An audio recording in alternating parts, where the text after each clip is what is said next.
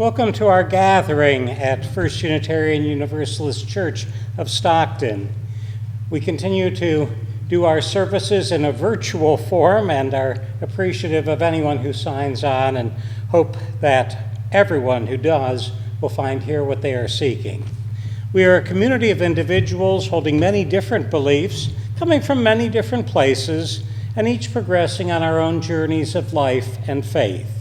We join together in our commitment to care for humanity and in our efforts to shape a better, healthier, more hopeful world.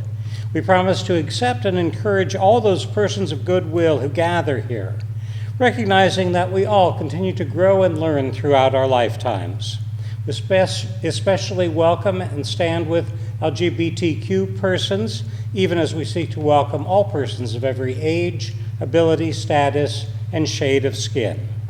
We strive to make our community a place of peace and acceptance, love and nurture, even as we challenge ourselves and others to live more faithfully according to the values of Unitarian Universalism.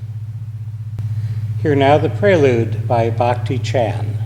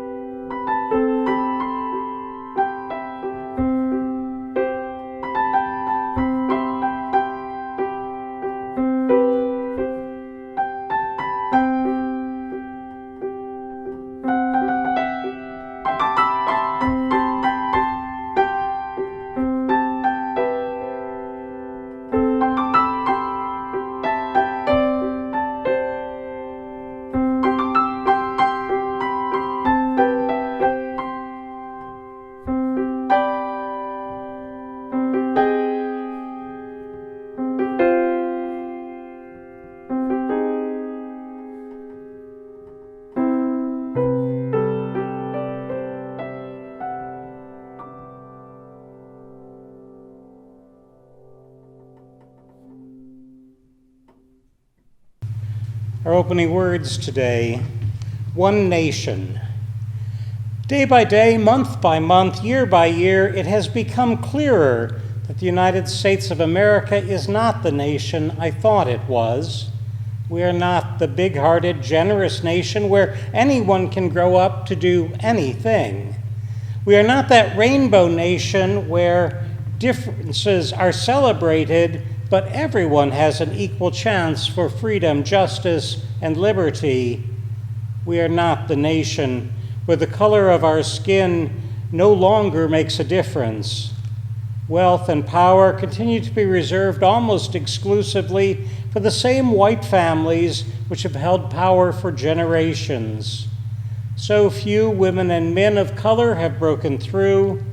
So many black men have died or remain in prison.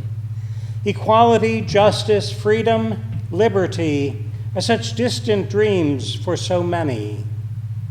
I love this nation, not as it is, but as it should be.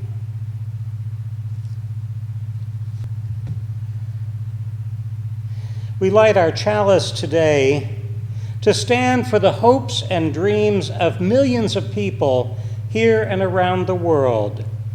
Hopes and dreams that the United States of America will live up to its promise to be a beacon of light among the nations.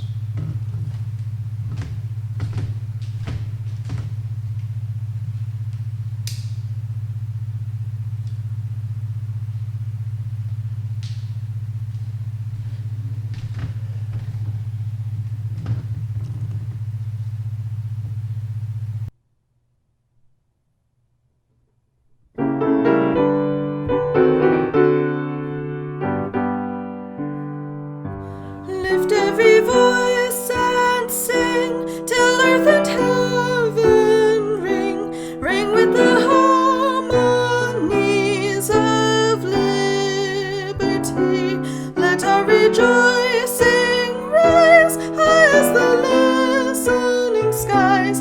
Let it resound loud as the rolling sea. Sing a song full of the faith that the dark past has taught us.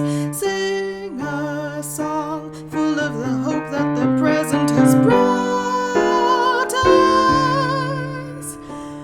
Facing the rising sun of our new day begun, let us march on till victory is won.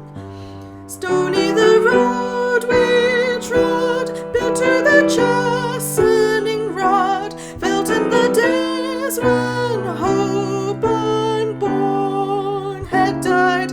Yet with a steady beat have not our weary feet come to the place for which our fathers sighed. We have come over a way that with tears has been watered. We have come treading our path through the blood of the slaughtered. Out from the gloomy past till now we stand at last, where the white gleam of our bright star is cast. God of our weary years, God of our silent tears, thou who hast brought us thus far on the way, thou who hast by thy might led us into the light, keep us forever in that path we pray. Lest our feet stray from the places, our God, where we met thee. Lest our hearts, drunk with the wine of the world, we forget thee. Shadowed beneath thy hand, may we forever stand, true to our God, true to our native land.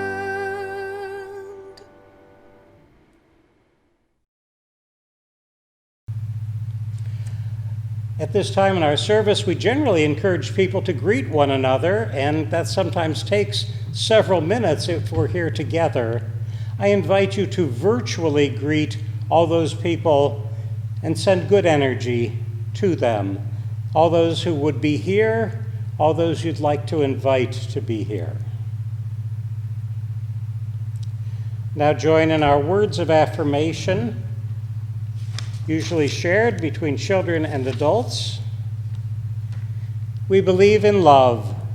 Love is the only doctrine of this church. We believe in truth. The quest for truth is our sacrament. We believe in helping others, and service is our prayer. We believe in the sacredness of life, to dwell together in peace, seek knowledge in freedom, serve humanity in fellowship, and cherish the earth and its creatures. This do we covenant, each with the other. This book is called All Are Welcome. Alexandra Penfold and Suzanne Kaufman are the authors and illustrators. Pencils are sharpened in their case. Bells are ringing, let's make haste. School's beginning, dreams to chase. All are welcome here. No matter how you start your day, what you wear when you play, or if you come from far away, all are welcome here. In our classroom, safe and sound, fears are lost and hope is found. Raise your hand, we'll go around. All are welcome here. Gather now, let's all take part. We'll play music, we'll make art. We'll share stories from the heart. All are welcome here. Time for lunch? What a spread! A dozen different kinds of bread. Pass it around till everyone's fed. All are welcome here.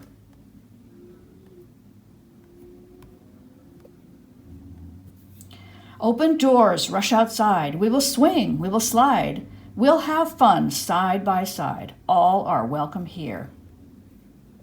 We're part of a community. Our strength is our diversity, a shelter from adversity. All are welcome here. We will learn from each other. Special talents we'll uncover. There's a big world to discover. All are welcome here. So much to learn, so much to do. And when the busy day is through, can't wait to come back and start again. All are welcome here. Head for home to get some rest. And greet tomorrow, ready and fresh. Our time together is the best. All are welcome here. You have a place here. You have a space here. You are welcome here.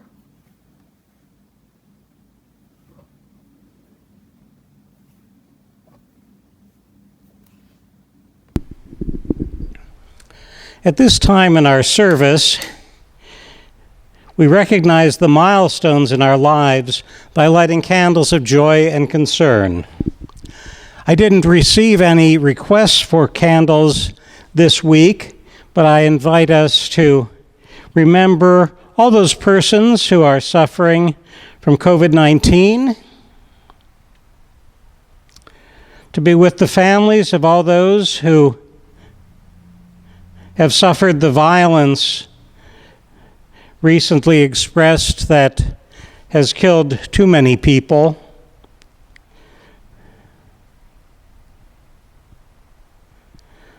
I encourage us also to celebrate those people who are having anniversaries and birthdays and other things like graduations, and send our good energy to them.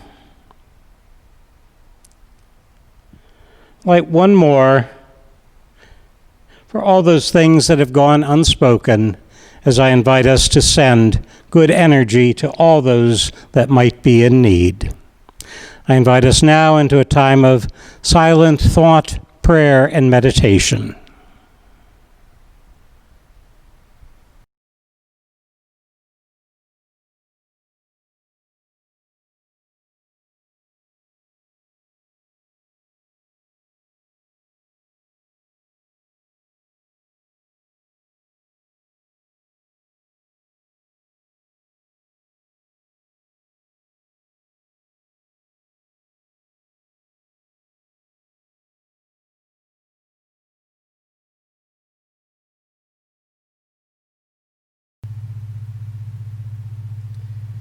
We give thanks for this community where we can share the pain that weighs upon our hearts and minds, where we can share and enjoy the celebrations, the birthdays, anniversaries, and graduations, new jobs, new opportunities, new family members.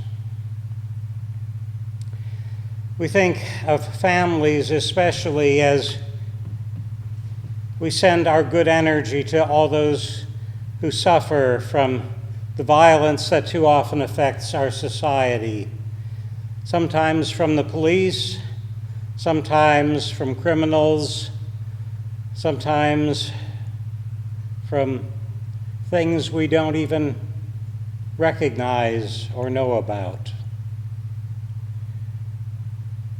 We need places where we can tell our stories, where we can share our real and full selves, where we can be true to our beliefs, where we won't be questioned except for better understanding. For this community and this place that we share, now scattered by COVID-19, we do give thanks for this church and all its people. Amen.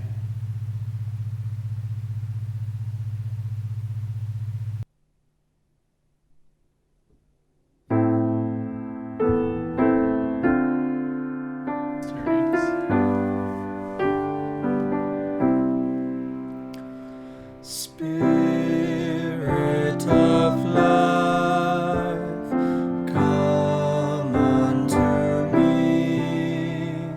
Sing in my heart all the stirrings of compassion. Blow in the wind, rise in the sea. Move in the hand, giving life the shape of justice. Roots hold me close, wings set me free. Spirit of life, come to me, come to me.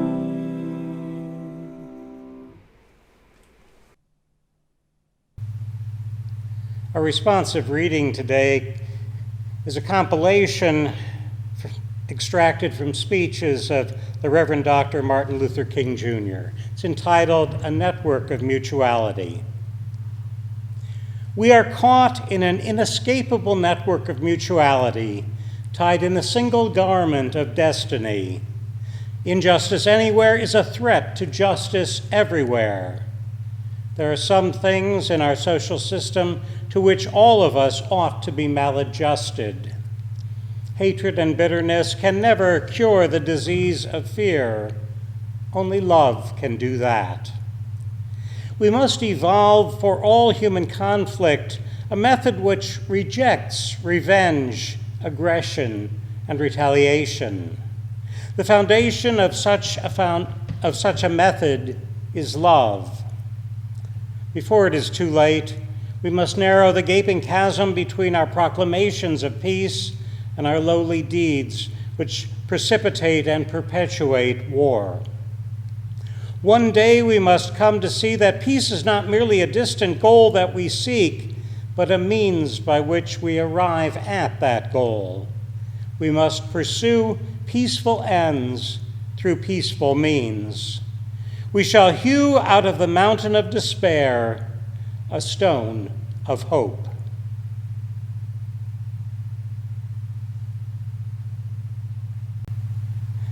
At this time in our service, we generally share our pledges, gifts, and offerings to support the work of the church and other organizations that we help to support. At this time, I would invite anyone who would like to make a contribution or send in a pledge to send it to our church office at 2737 Pacific Avenue, Stockton, California, 95204. Thank you.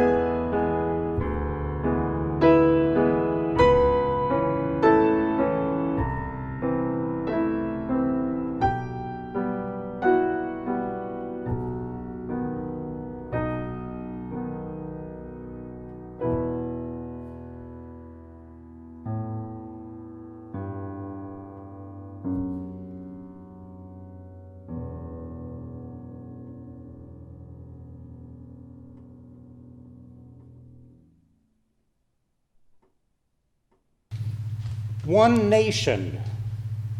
Last week I attended the first virtual UUA General Assembly, Unitarian Universalist, which was quite a bit different from all the in-person General Assemblies I have attended over the years. I didn't miss staying in fancy, expensive hotels which charge extra for internet and parking. I certainly didn't miss having to get up early to make it to early worship services and workshops. I didn't even miss the convention center fast food. I did miss the chance to chat with colleagues I hadn't seen in 1 or many years. I missed browsing through the exhibition booths of books and information, liturgical stoles and chalices, though there was a virtual equivalent. I missed the chance to sing with thousands of other UUs in worship and in general sessions. And of course, as you all know, I missed the road trip. Today is a week after General Assembly ended and the day after our United States Independence Day. Many of the workshops and reports at GA sought to revise and fill out our views of both our association and our nation. Roxanne Dunbar Ortiz, author of An Indigenous People's History of the United States, spoke about her studies of the decimation of indigenous people of the Americas. I'd recently finished reading that book, which was the UU Common Read, and which had starkly revealed that, among other things, the efforts of Custer to kill off the American Indians was hardly unusual, but rather part of an extermination campaign supported by leaders from colonial times up through our current days, though the means and extent of the effort has changed over time. According to Dunbar Ortiz, many of our American heroes, presidents, generals, and other leaders, were not merely complicit, but were instrumental in various attempts at what we would now call genocide. The UUA Commission on Institutional Change presented its report, Widening the Circle of Concern, also describing its findings in several workshops. Any comments I may make about that report will be inadequate, but I hope to hold a discussion of it in the near future. Among their recommendations is the need to decenter the white experience to make room for others. Now, as some of you may know, I was involved with the Journey Toward Wholeness and subsequent programs, which began in the mid-1990s, shortly after Jane and I came into this movement. Due to a number of things, I had become disillusioned with those programs long before coming here to First UU of Stockton. Though I agreed with many of the intentions of those and current efforts, I did find a number of aspects of their approach unpalatable. I'd long ago accepted that I have benefited from white male privilege, but I have also long supported progress toward greater equity and justice in our society. Coming from a primarily Jewish and Irish heritage, along with lesser portions of English, Scotch, and French, I knew that many of my forebears had probably not been treated very well when they immigrated to this country. Over the years, I have supported many demonstrations for civil rights and against nukes and Star Wars. I haven't done enough, but I have done some things, so it has been hard for me to accept that I am part of the problem. Recent events have pushed me closer to that conclusion. The demonstrations following the murders of George Floyd and Breonna Taylor, along with so many others by police officers, supposedly protecting the public, along with continuing efforts to eliminate the Standing Rock water protectors and others who stand in the way of corporate profits and expedience, have pushed me toward the inescapable fact that our nation was built and continues to stand on the foundation of white supremacy. Though the KKK, white Aryans, and neo-Nazis have often been suppressed, they are merely the most visible part of the spectrum of white power and wealth which has plagued our nation from its very inception. In like fashion, the Unitarian Universalist movement has been aligned with white power and privilege throughout its history, perhaps not always overtly, but too often in its failure to raise up, hear, and support the voices of Blacks, Latinx persons, and indigenous persons. As a religious movement based in the same Enlightenment beliefs which inspired the best views of our nation, we hold in our shared shadow the same failure to value and include the voices of indigenous peoples and those of slaves and their descendants and other persons of color who have found an attraction to our faith and nation. The hard-earned freedom of such persons has yet to be matched in equal treatment and respect.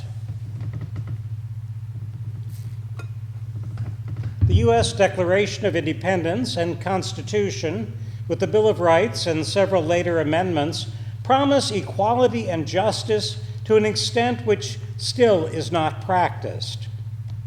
Our UU principles similarly call for justice, equity, and respect for all persons, which is also too often not practiced. The lofty words expressing high hopes in all of those documents set out a standard for our nation and our religion, which still too often goes unmet. Across our nation, The treatment of blacks and other persons of color by police has been especially egregious over the last few months. George Floyd and Breonna Taylor and so many others have died for no good reason, examples of the lack of respect shown to blacks by too many police officers around the nation. Histories of police forces being created essentially to protect whites and their property from blacks, slave patrols, if you will, have been put forth in recent days. I don't know how often that is true, but it would not be that surprising, especially in light of the work that still seems to keep them busy today. Some responses on social media suggest that blacks and persons of color would not be stopped, hurt, or killed if they weren't doing illegal things. But my sense of reality in the last few years suggests that police too often shoot first and investigate later. This is not a new pattern, and suggesting that all the persons of color stopped, shot, and killed or imprisoned at rates so much higher than the criminality of whites is just not believable. I have mixed feelings about calls to defund the police. Certainly not all police are bad, but I certainly agree that sending police out to handle mentally ill persons and many disagreements is a recipe for getting somebody shot. Funding more social workers would be a good start.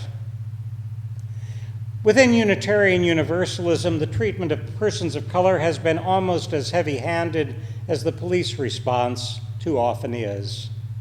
Tokenism is too often practiced as a way of showing that we aren't prejudiced. Persons of color, both lay and clergy, are often bullied by others or pushed into inappropriate roles. Opportunities for persons of color to voice their truth have often been limited in congregations and in the association. During last week's General Assembly, women, LGBTQ persons, and persons of color were far more visible than during any previous GA I have attended. Since only a limited number of people were generally visible in virtual GA events, I'm not entirely sure what that signified, but if the planners were trying to decenter white males, as the Commission on Institutional Change recommends, then it probably is progress. I don't know where we are going from here, either as a nation or as an association, but change is certainly needed in both. On this 4th of July weekend, we also face a very dangerous resurgence of the COVID-19 coronavirus. Opening things up too soon, allowing restaurants and bars to reopen, letting people imagine that everything was just fine and back to normal has put millions of people at risk. Reinstituting restrictions is needed, but hard, while any national plan is still lacking. Currently, New York, New Jersey, and Connecticut are not accepting visitors from 20-plus states, including California, unless they quarantine upon arrival. 2020 seems to be the year in which complacency is no longer acceptable or reasonable.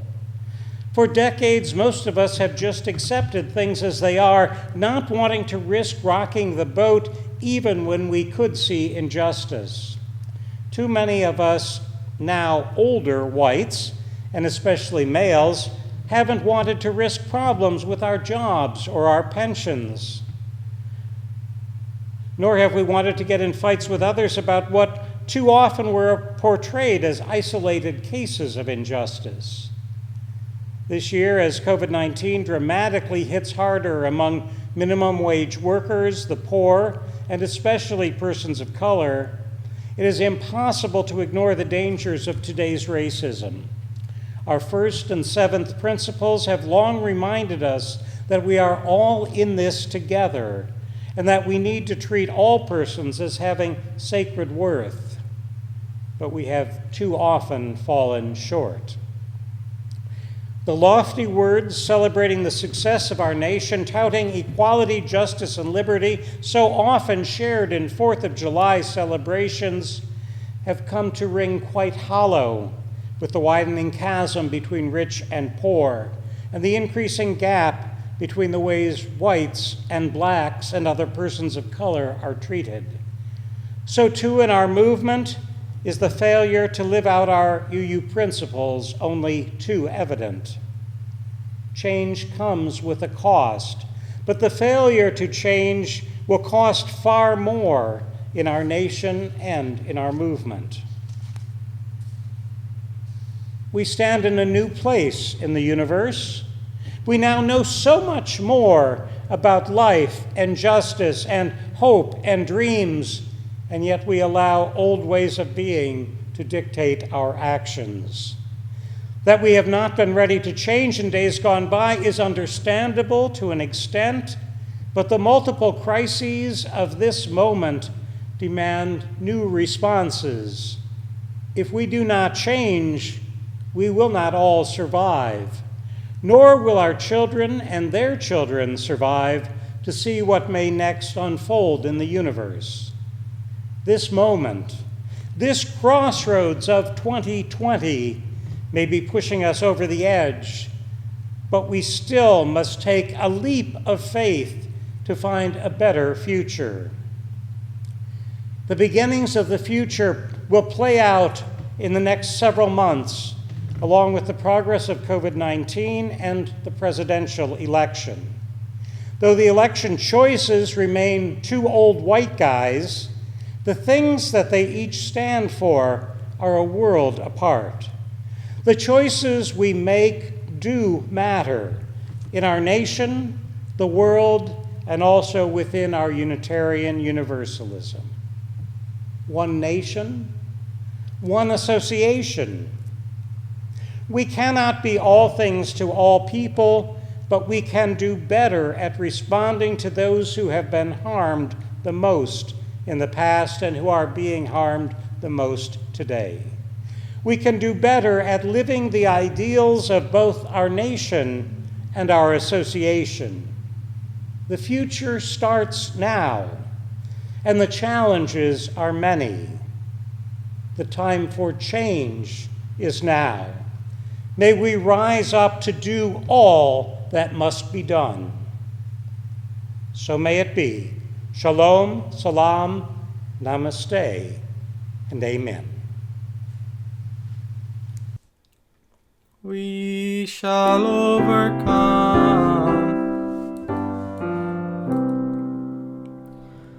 We shall overcome. We shall overcome. We shall overcome someday. Oh, deep in my heart, I do believe we shall overcome someday. We'll walk hand in hand. We'll walk hand in hand. We'll walk hand in hand someday. Oh, deep in my heart, I do believe we'll walk hand in hand someday. We shall all be free. We shall all be free. We shall all be free someday. Oh, deep in my heart, I do believe we shall all be free someday. We shall live in peace. We shall live in peace. We shall live in peace someday. Oh, deep in my heart, I do believe we shall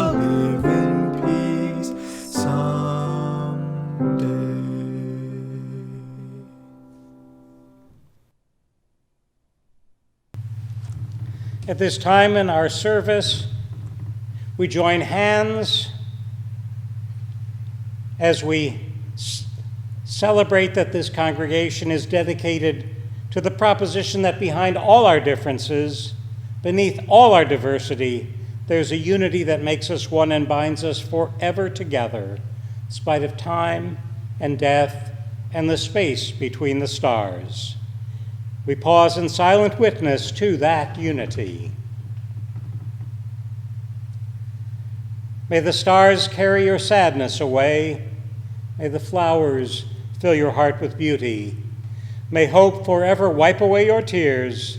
And above all, may love make you strong. Go out and do justice. Go out and make a difference in this world.